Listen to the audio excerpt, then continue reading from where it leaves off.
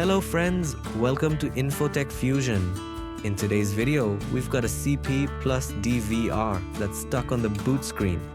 It powers on, but then freezes and doesn't go any further. Let's dive into the video and troubleshoot this issue step by step. Stay tuned and let's get it fixed.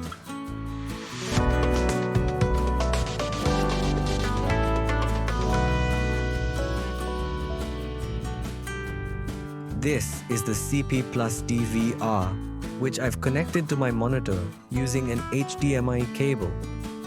I've powered it on, but even after waiting for a long time, it remains stuck on the boot screen and doesn't proceed further. So, the first step I'm going to take is to replace the DVR's power supply. Sometimes, a faulty power supply can cause the DVR to freeze during boot. Let's see if changing the power supply resolves the issue.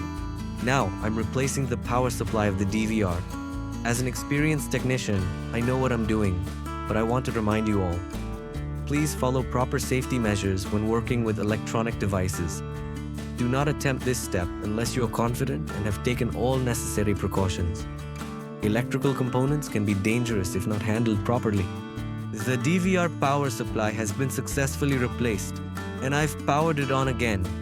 Let's see whether it still gets stuck on the boot screen or powers on properly this time. Good news. The DVR has successfully booted up after replacing the power supply. This confirms that the issue was caused by a faulty power adapter that wasn't providing stable power to the DVR. If you're facing a similar issue, start by checking or replacing the power supply. It's one of the most common causes of boot failures in DVRs.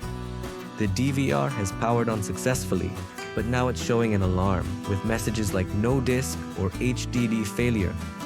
This is a separate issue related to the hard drive, and we'll troubleshoot that in our next video. So stay tuned. Don't forget to like, share, and subscribe to Infotech Fusion for more helpful tech content. Thank you for watching.